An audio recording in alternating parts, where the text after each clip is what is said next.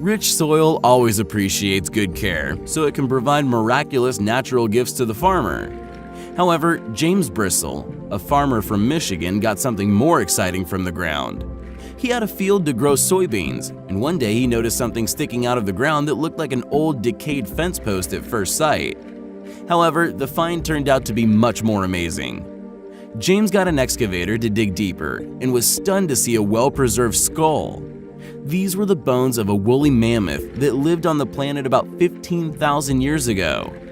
The multi-ton giant was approximately 40 years old when it died. Archaeologists found most of the animal's skeleton, including the almost intact skull with tusks, though they did not find its limbs. Apparently, some hunters separated and took the limbs and put the mammoth's body in storage.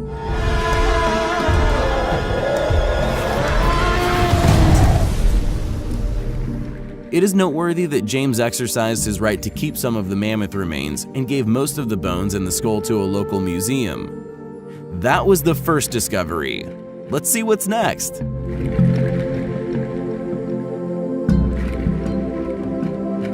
A landowner with a plot near Buenos Aires could not even imagine the treasure his ground held inside.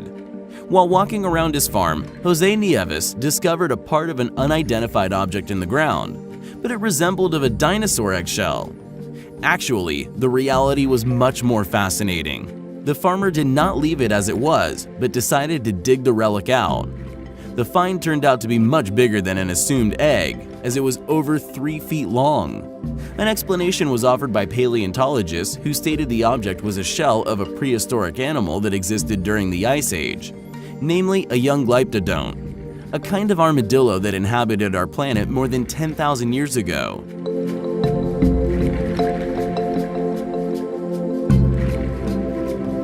The discovery was unique, as the osseous structure was well preserved considering the time since the animal died.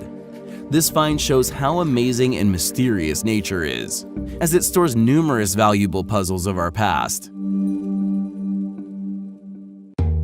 A famous discovery was made by mere chance. In March 1974, a peasant from Jaman went to the mountains to dig a well. To his surprise, he found many ceramic fragments sticking out of the ground instead of water when digging. This became one of the most significant archaeological finds of all time. The terracotta army of Qin Shi Huang, the emperor who united isolated Chinese states into a single empire in the 3rd century BC. The notable historic relic dates back to 210 to 209 BC. Each of 8,000 warriors is a full-size statue made of clay that weighs about 135 kilograms.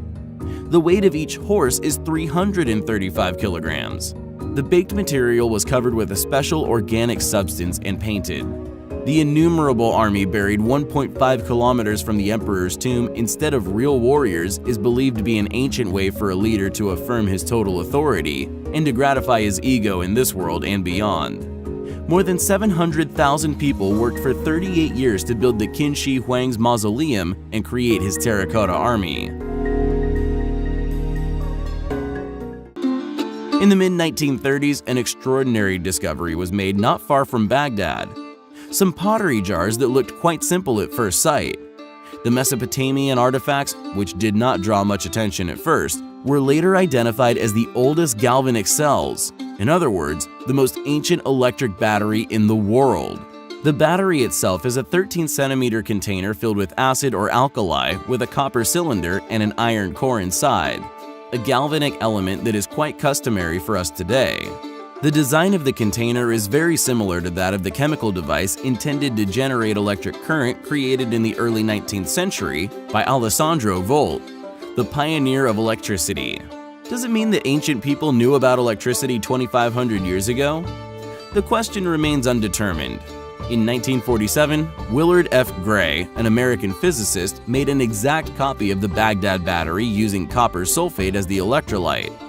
The battery produced electric current with a voltage of about 2 volts.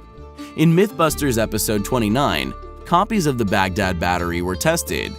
Carrie, Grant, and Troy managed to generate 4 volts of current using some lemon juice as the electrolyte. Holy! We have 4 volts! 3 volts! Oh, yeah! Days are very much alike for coal miners, especially those working in the rural Siberian Tysul region of Kemerovo Oblast. On September 5, 1969, miners working in a coal mine at a depth of 70 meters saw a 2-meter marble sarcophagus. The artifact was hoisted to the surface of the ground, and the miners, driven by curiosity, opened the cover. There was a mummified body of a young girl inside, flooded with a pinkish liquid. She had white skin and thick chestnut hair. That very evening, special service agents arrived in the village and loaded the sarcophagus into a helicopter. The discovery was named Tysul Princess. Scientists were stunned. The body taken out of the liquid started browning rapidly, but was restored to its original color when placed back into the sarcophagus without any signs of decay. It turned out to be impossible to determine the production technique and the content of the liquid filling the coffin. It is reasonable to assume that the girl belonged to a civilization that was much more highly developed than ours. However, there is no reference to the mysterious Tysul Princess in scientific publications or news feeds. There are no authentic video materials to prove this exceptional discovery.